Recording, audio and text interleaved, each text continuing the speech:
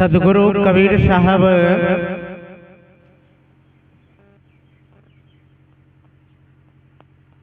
जब 5-6 वर्ष की अवस्था में थे तो पहला काम गुरु की खोज किए और गुरु जाकर के बना लिए। हम लोग जीवन जीते हैं लेकिन जीवन किस लिए है इसको समझ नहीं पाते हैं। जीवन सिर्फ जीने के लिए नहीं है, जीवन में एक तत्व आत्मा है, सबके शरीर में आत्मा है।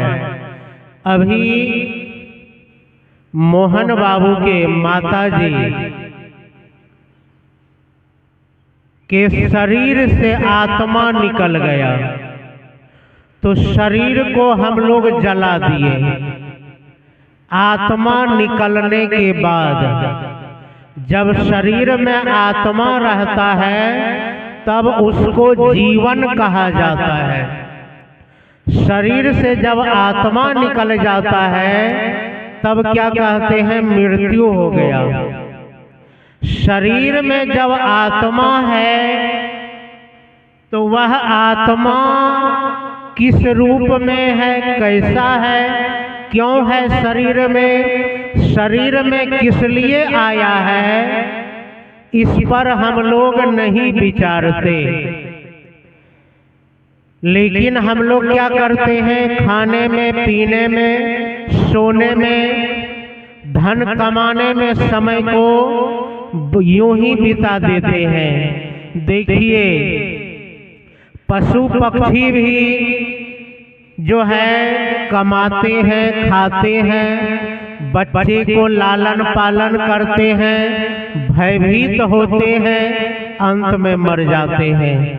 लेकिन मनुष्य सिर्फ इतना ही काम करे तो पशु के समान मनुष्य को माना गया है। सिर्फ खाने का चिंता करे, घर बनाने का चिंता करे और बच्चे को पाल पोस कर बड़ा करने का चिंता करे, अंत में मर जाए।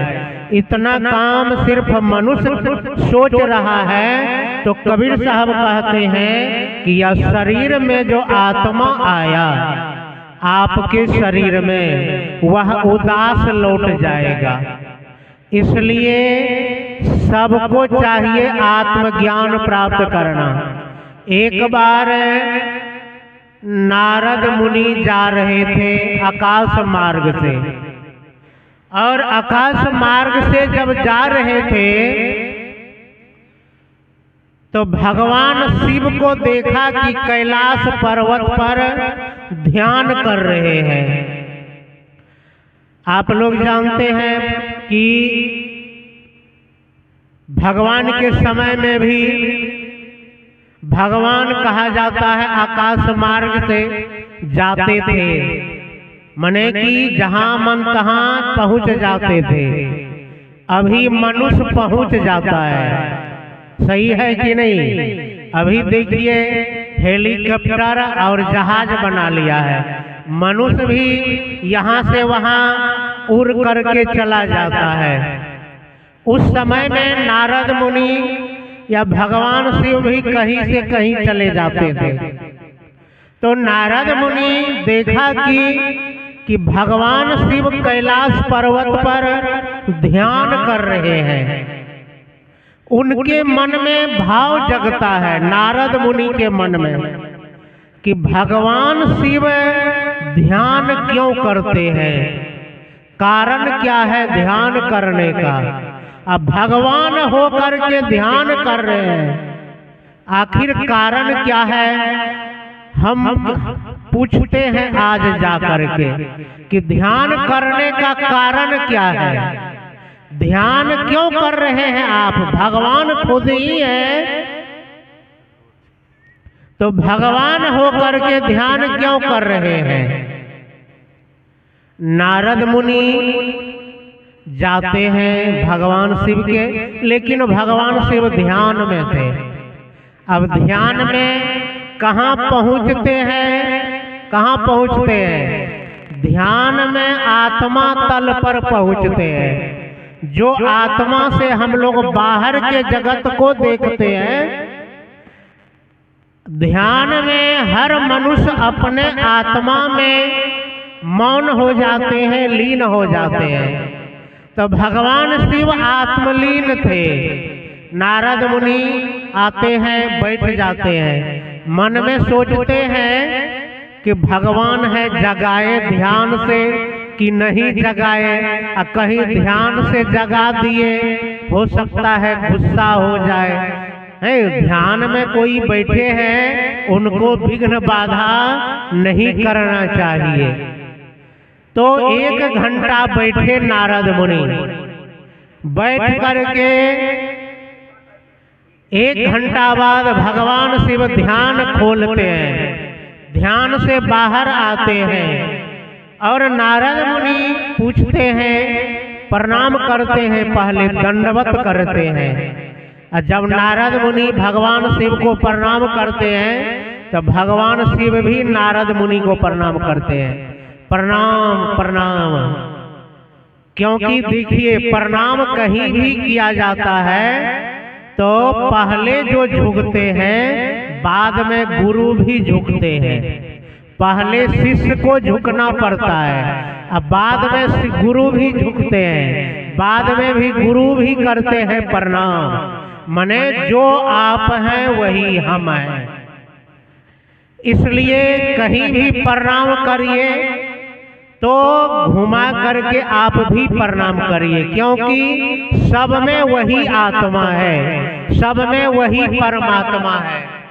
नारद मुनि पूछते हैं कि भगवान, आपको तो पूरे जगत के लोग भगवान मानते हैं, लेकिन आप ध्यान क्यों करते हैं? इसका कारण बता दीजिए। कारण अब हम लोग कारण जानते हैं, खेती करते हैं उसका भी कारण है ना?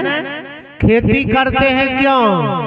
कारण है कि पेट भरना है, भोजन करना है, घर बनाना है, बच्चे को पढ़ाना है, इसलिए हम लोग खेती करते हैं। तो भगवान नारद पूछते हैं, आप कारण बताइए ध्यान करने का।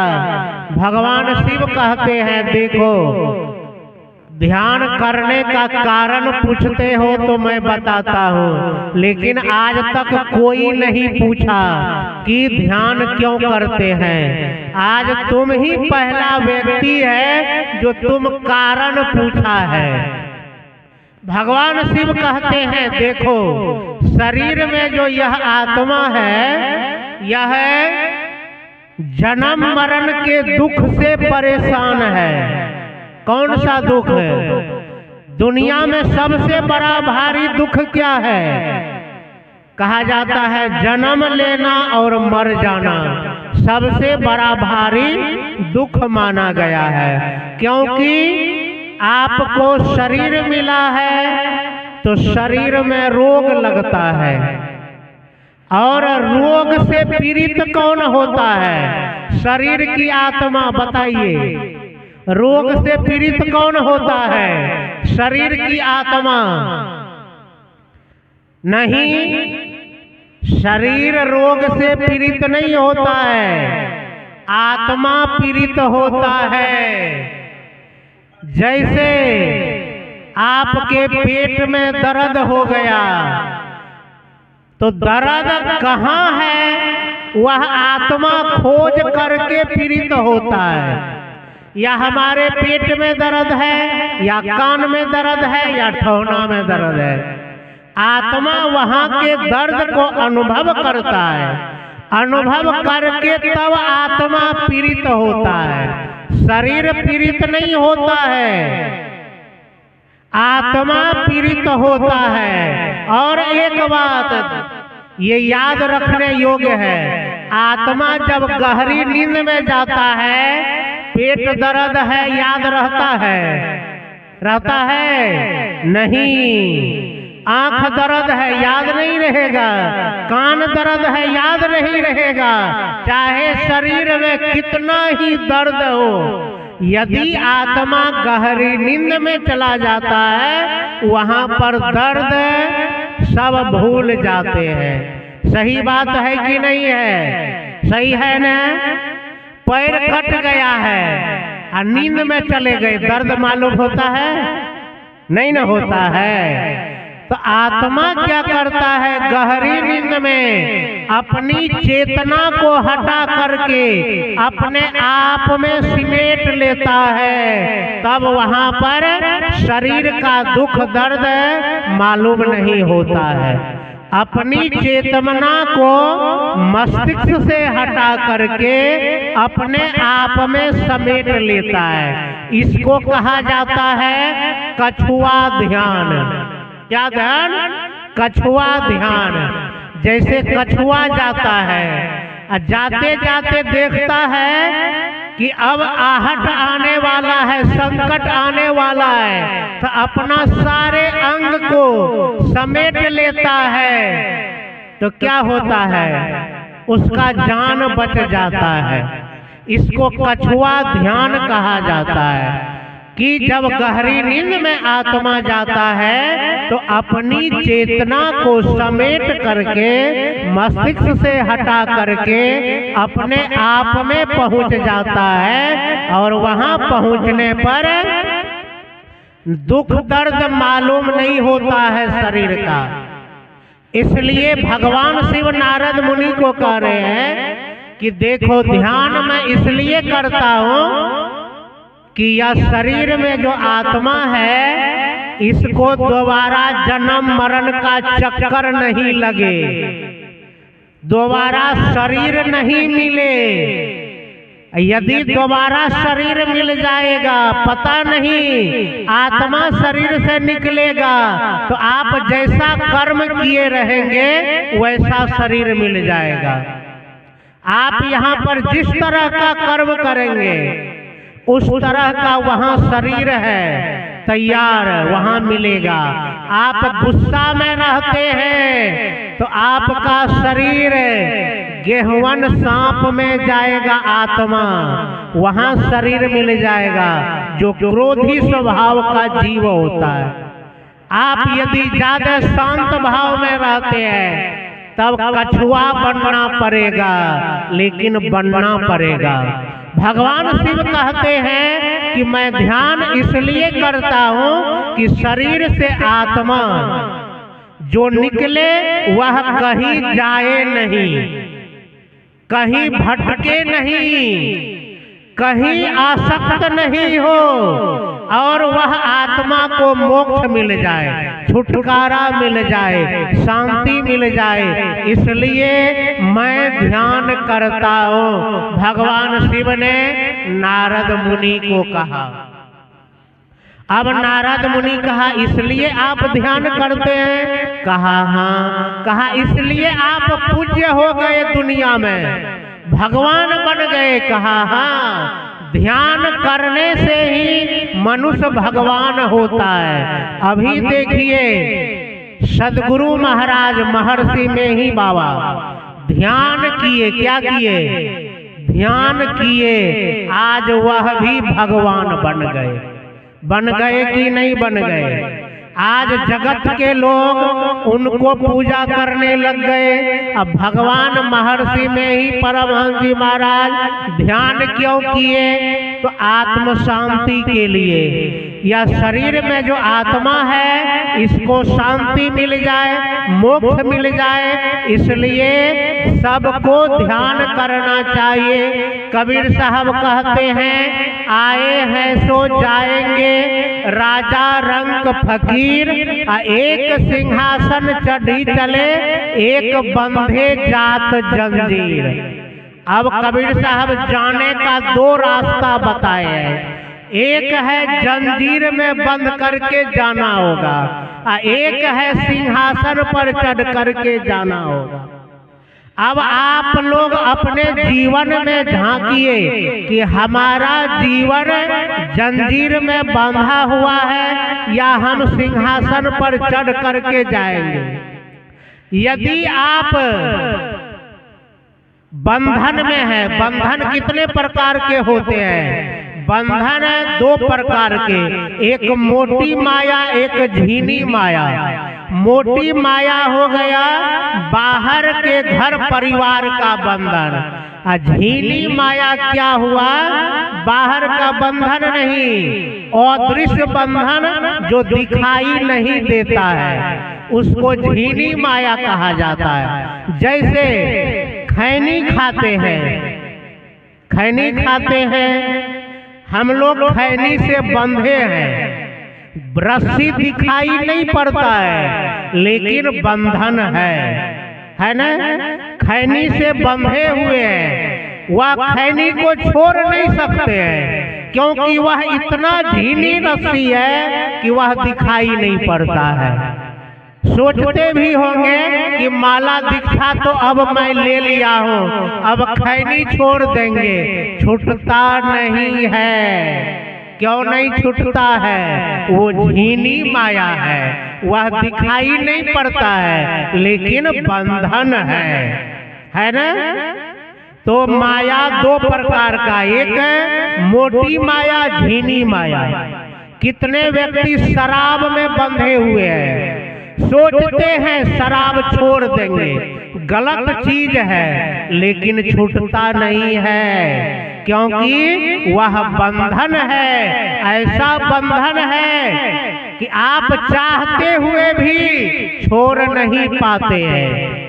इसको कहा जाता है झीनी माया, दिखाई नहीं पड़ता है लेकिन बंधन है। और यदि आप बंधन में हैं तो आप कहाँ जाएंगे? आपका आत्मा कहाँ जाएगा? बंधन में शरीर मिलेगा। कौन सा शरीर? शराब पी रहे हैं तो नशा युक्त वाला शरीर मिलेगा, मांसाहारी शरीर मिलेगा, क्योंकि शराब में जो है बनता है शराब तो वह मांसाहार ही कहिए एक प्रकार का, क्योंकि जहाँ शराब बनता है वहाँ चावल को 1 महीना 10 रोज सरा दिया जाता है, सराया जाता है, उसमें पिल्लू फड़ता है, उसको निचोड़ के तब शराब बनाता है।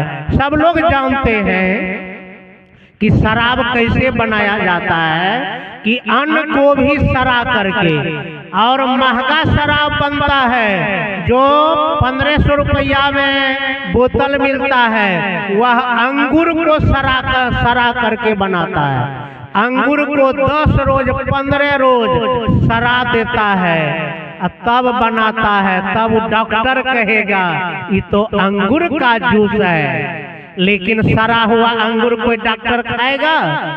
नहीं खाएगा।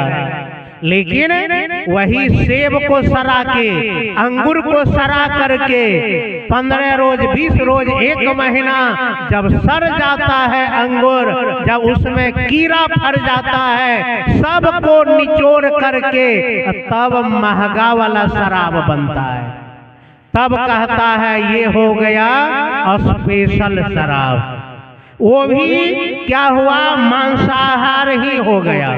क्यों? उसमें कीड़ा को निचोड़ करके रस बना दिया है कि नहीं है?